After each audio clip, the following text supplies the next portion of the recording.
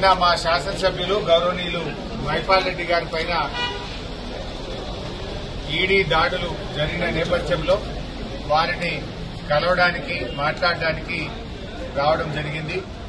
ముఖ్యంగా ఈరోజు దేశంలో అధికారంలో ఉన్న కేంద్ర ప్రభుత్వం, రాష్ట్రంలో అధికారంలో ఉన్న రాష్ట్ర ప్రభుత్వాలు ప్రతిపక్ష నాయకులను, ప్రతిపక్ష శాసనసభ్యులను టార్గెట్ గా చేసి వేధించే కార్యక్రమానికి పాల్పడతా ఉన్నారు.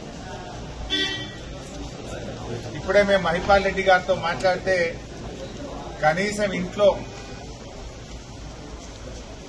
డబ్బు గాని, బంగారం గాని, ఎలాంటి వస్తువులు గాని ఇంట్లో ఒక్కటి కూడా అక్రమంగా దొరికింది ఏమీ లేదు.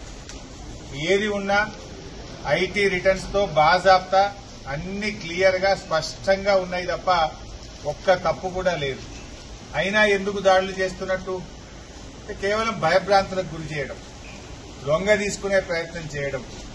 ఒకవైపు రాష్ట్ర ప్రభుత్వం అక్రమ కేసులు పెట్టి ప్రతిపక్ష శాసనసభ్యులను పార్టీలోకి తీసుకోవడానికి మరి ఈరోజు రాష్ట్రంలో కాంగ్రెస్ ప్రభుత్వం చేస్తా ఉంది. ఇవాళ దేశంలో ఐటీ, ఈడీ దాడుల గురించి ఏ రకంగా జరుగుతున్నాయో దేశ ప్రజలందరూ కూడా చూస్తా ఉన్నారు. కేవలం ప్రతిపక్ష నాయకుల మీదనే జరుగుతూ ఉంటాయి. ఇవాళ నీట్ ప్రశ్నపత్రం లీక్ అయింది. దేశంలో 24 లక్షల మంది వైద్య విద్య కోసం పరీక్ష రాస్తే ఆ పరీక్ష ప్రశ్నపత్రం అంగట్లో సరికైపోయింది. బీహార్లో, గుజరాత్లో 2 రోజుల ముందే ప్రశ్నపత్రాన్ని 30 లక్షల రూపాయలకు అమ్ముకున్నారని అన్ని వార్తలు వస్తా ఉన్నాయి.